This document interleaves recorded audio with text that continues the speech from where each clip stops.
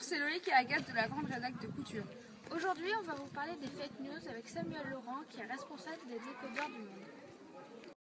Qu'est-ce que c'est que les décodeurs? Alors les décodeurs, c'est un service du monde qui fait 4 choses, qui fait du data journalisme, de la vérification, de la pédagogie de l'information et de l'investigation. Une fake news?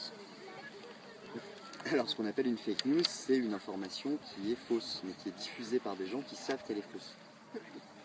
Pourquoi une telle explosion des fake news?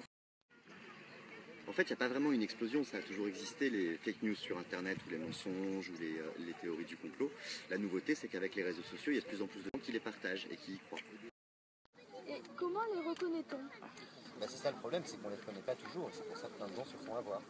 C'est pas toujours évident de repérer ce qui est vrai et ce qui est faux sur Internet, surtout quand ça arrive d'un site qu'on ne connaît pas, et donc on ne sait pas s'il est sérieux ou non. Qui sont les plus touchés par les fake news? Un peu tout le monde en fait, c'est difficile de dire qu'il y a un public qui est particulièrement vulnérable aux fake news, c'est forcément les gens qui sont peut-être les moins familiers d'internet, qui connaissent pas trop et qui peuvent se faire le plus savoir. Quel impact a une fake news sur un individu? Là encore, ça dépend s'il y croit ou pas et ça dépend de la fake news. Mais le problème c'est que ça amène des gens à voir des choses qui sont fausses, grosso modo.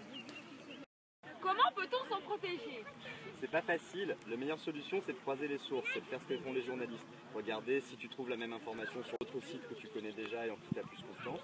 Et regarder dans l'article qu'est-ce qu'il cite comme source. Est-ce qu'il cite vraiment quelqu'un? Est-ce que c'est juste quelqu'un qui donne son avis? Ou est-ce qu'il y a vraiment des informations qui sont prises sur des choses que tu connais et en lesquelles tu as confiance? Quel est le plus gros bobard que vous avez connu de votre carrière?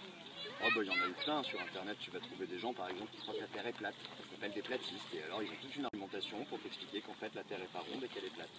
Avez-vous déjà cru à un fake news? Alors, cru à un fake news, non, mais ça m'est arrivé comme tout le monde de partager des choses un peu vite sur un réseau social sans regarder. Par exemple, de partager des choses qui étaient datées, en croyant que c'était des choses qui s'étaient passées la veille, alors qu'en fait, ça avait plusieurs années.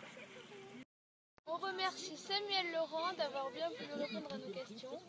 Et c'était Agathe et Loïc de la grande rédac Snapchat de Couture. À très bientôt.